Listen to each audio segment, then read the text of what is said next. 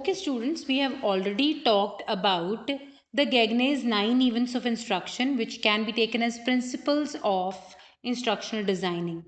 The second group of principles were given by David Merrill, and his principles of instructional designing are also called first principles of instruction. So, David Merrill's principles are called first principles of instruction. He was a professor at Emeritus at Utah State University, and he has given an instructional theory, in which he has given us some principles which we must keep in mind while making instructional designs.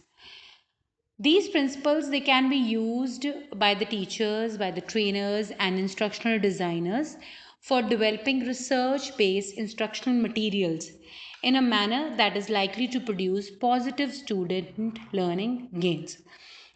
अगर हम Merrill के principles को follow करते हैं तो we can make very good instructional designs, और ये instructional designs वैसे होंगे जिनके साथ श्योर शॉर्ट ही लर्निंग अच्छी होगी, क्योंकि ये जो प्रिंसिपल्स हैं these have been proved with research that they are useful for making designs which lead to gain in learning. ये इंटर रिलेटेड सेट है प्रिंसिपल्स का, यानी एक प्रिंसिपल दूसरे के साथ जो है वो कनेक्टेड है, और इन प्रिंसिपल्स को फॉलो करके अगर हम अपना क्लासरूम का इंस्ट्रक्शनल डिज़ाइन प्लान करते हैं तो हम बहुत ही अच्छी स्टूडेंट लर्निंग जो है वो करवा देते हैं. सो गेन जो है स्टूडेंट्स को वो ज़्यादा होगा. तो फर्स्ट प्रिंसिपल है टास्क और प्रॉब्लम सेंटर्ड. सो जो आपका डिज़ाइन है, जो आप डिज़ाइन प्लान आउट कर रहे हो for your classroom, it should be centred around the task of learning, और we can also call the problem on which the learning has to take place. इस प्रिंसिपल के अनुसार, इस प्रिंसिपल के according students तब ज़्यादा लर्न करते हैं जब जो इंस्ट्रक्शंस आप प्लान आउट कर रहे हो वो किसी रियल वर्ल्ड प्रॉब्लम्स या रियल वर्ल्ड टास्क के अराउंड सेंटर की जाती है. यानी कहने का मतलब ये है कि लर्निंग जो है जितनी वो रियल वर्ल्ड के साथ रिलेटेड होगी, स्टूडेंट्स को वो रियल वर्ल्ड के साथ, रियल लाइफ की प्रॉब्लम्स के साथ कनेक्टेड फील होगी, उतनी ही वो लर्निंग अच्छी कर पाएंगे. सो आपने कोशिश करनी है जो भी टास्क या डिज़ाइन आप बना रहे हो वो रियल लाइफ के साथ कनेक्टेड हो, स्टूडेंट्स उसको यूज़फुल फील करेंगे और वो अपने आप ही लर्निंग जो है सिंसियरली करेंगे. इसमें आपने जब टास्क लेने हैं तो बस ये ध्यान रखना है, जब डिज़ाइन आप प्लान आउट कर रहे हो तो आप उन प्रॉब्लम्स को सिंपल से कम्प्लेक्स की तरफ लेते जाओ और वो प्रॉब्लम्स रियल लाइफ के साथ कनेक्टेड हों. सो ये हो गया first principle of instruction given by Merrill. Next principle was activation. Next principle given by Merrill is activations. इसका क्या मीनिंग है? Students will learn more when they are asked to recall their previous knowledge. जो already knowledge का structure students के पास है, अगर उसी स्ट्रक्चर को यूज़ करके हम न्यू नॉलेज उस स्ट्रक्चर के ऊपर ही हम एम्बेड करें तो लर्निंग जो है वो ज़्यादा अच्छी होगी. इसमें क्या है, इसमें हम प्रायर नॉलेज को एक्टिवेट करते हैं और उसको एक बेस की तरह, नींव की तरह यूज़ करते हैं जिस पे न्यू लर्निंग को हम टिका रहे हैं. सो एक्टिवेशन मीन्स प्रीवियस नॉलेज को एक्टिवेट कीजिए और उसको न्यू नॉलेज के साथ जोड़िए. थर्ड प्रिंसिपल जो डेविड मेरिल ने दिया है वो डेमॉन्स्ट्रेशन का है.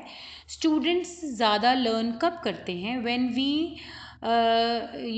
demonstrate the new knowledge to them in a way that it is related to the real world. सो एक कंटेक्चुअल लर्निंग करानी है. न्यू नॉलेज को हमने रियल वर्ल्ड के कंटेक्स्ट में, रियल वर्ल्ड की प्रॉब्लम्स के कंटेक्स्ट में लर्न करवाना है. जो भी नॉलेज हम बच्चों को डेमॉन्स्ट्रेट कर रहे हैं वो बहुत इंफॉर्मेशनल हो और स्किल बेस्ड हो. मतलब कि ना केवल हम बच्चों को इन्फॉर्मेशन दे रहे हैं, हम वैसी नॉलेज दे रहे हैं जिनमें कोई स्किल्स भी वो सीख रहे हैं. सो डेमॉन्स्ट्रेशन अगर हम चाहते हैं कि बच्चे अच्छा सीखें, तो हम उनको डिमॉन्स्ट्रेट करके बताएं, तो अपने आप ही लर्निंग जो है वो स्ट्रॉन्ग हो जाएगी। सो जो मतलब इसकी इम्प्लीकेशन देखिए क्या है, जब आप डिज़ाइन बना रहे हो इंस्ट्रक्शंस के लिए, तो वहाँ पे डिमॉन्स्ट्रेशन का प्रोविज़न भी रखा जाए। जो भी न्यू नॉलेज है उसको डिमॉन्स्ट्रेट करके दिखाया जाए in context with the real world problems. Next principle जो है वो एप्लीकेशन का प्रिंसिपल है। This is the fourth principle. Students तब ज़्यादा लर्न करते हैं जब हम रियल वर्ल्ड टास्क्स जो हैं उनको जो सॉल्व करना, रियल वर्ल्ड टास्क या प्रॉब्लम्स को सॉल्व करना सिखाते हैं। हम उनसे फीडबैक लेते हैं और उनको गाइडेंस देते हैं उस न्यू नॉलेज को न्यू एरिनाज में अप्लाई करने के लिए। सो मतलब क्या है, आपने कुछ भी नया प्रिंसिपल सिखाया है और उस प्रिंसिपल को डिमॉन्स्ट्रेट करके दिखाया है, तो उस प्रिंसिपल को बच्चे अगर न्यू सिचुएशंस में अप्लाई कर पाएंगे तो वो लर्निंग उनकी फिक्स हो जाएगी। सो जो भी आपने न्यू प्रिंसिपल उनको सिखाया और डेमोन्स्ट्रेट करके दिखाया किसी भी सब्जेक्ट में, चाहे मैथ्स में, चाहे साइंसेस में, चाहे सोशल साइंसेस में, चाहे लैंग्वेजेस में, उसको अप्लाई करके दिखाना बच्चों के लिए ज़रूरी है। If they are able to apply that newly learned knowledge to new situations of life, then they will be able to learn that thing for a longer interval of time, retention ज़्यादा हो जाएगी। और आपने उनसे feedback लेना है, जो भी उन्होंने एप्लीकेशन की है उसका फीडबैक लेना है, और जहाँ पे लग रहा है एप्लीकेशन सही नहीं हुई उनको गाइड भी करना है। और सिक्स्थ प्रिंसिपल जो डेविड मेरिल ने दिया है, fifth principle, students learn more when they are encouraged to integrate their new knowledge into their life through reflection, discussion, debate और presentation of new knowledge.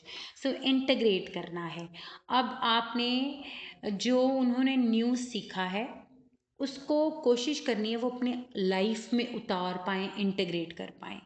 वो कैसे करेंगे, जब उस न्यू नॉलेज की चिंतन करेंगे, उसके बारे में, दिल थिंक अपॉन इट, उसके बारे में डिस्कस करेंगे, डिबेट्स करेंगे और उसको यूज़ करेंगे एक्चुअल में। एग्जाम्पल के लिए आप देखिए, जैसे फॉर एग्जाम्पल आपका टास्क क्या था, आपने बच्चों को वॉइस करानी है इंग्लिश में। आपको पता है 2 तरह की वॉइस होती है, एक्टिव वॉइस होती है और पैसिव वॉइस होती है। अब एक्टिव वॉइस, पैसिव वॉइस को आप शुरू में, this is the problem on which you have to dwell, और इसको आप रियल लाइफ में एग्जाम्पल्स यूज़ करके उनको बता सकते हो कि एक्टिव वॉइस कौन सी होती है और पैसिव वॉइस कौन सी होती है। अब इसके लिए आप क्या करते हो, प्रायर जो उनकी नॉलेज है about the sentence, about the parts of the speech, subject क्या होता है, प्रेडिकेट क्या होता है, ऑब्जेक्ट क्या होता है, तो वो सारी चीज़ें इनकी प्रायर नॉलेज होगी। उसको आप रिवाइव कराइए, उनको सेंटेंस दिखाइए, उसके पार्ट्स ऑफ द सेंटेंस पूछिए, सब्जेक्ट पूछिए, ऑब्जेक्ट पूछिए, उसमें क्या है, तो ये आप उसकी प्रायर नॉलेज को एक्टिवेट कर रहे हो। फिर आप उनको कुछ सेंटेंसेस लिख के या बोल के उनको एक्टिव वॉइस, पैसिव वॉइस के एग्जांपल्स डिमॉन्स्ट्रेट करके बताइए।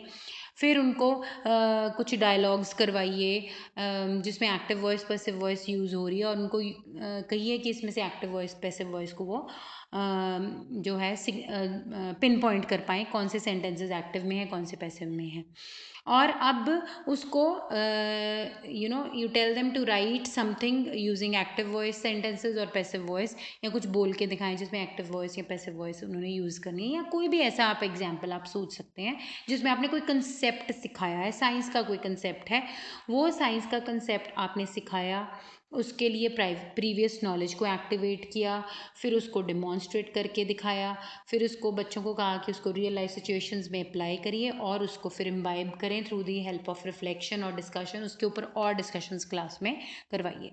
सो ये 5 प्रिंसिपल्स हैं जो डेविड मेरिल ने दिए हैं, and they are also useful principles while instructional designing. So कोई भी इंस्ट्रक्शनल डिज़ाइनर जो है वो इन प्रिंसिपल्स को भी दिमाग में रखेगा while preparing an instruction design.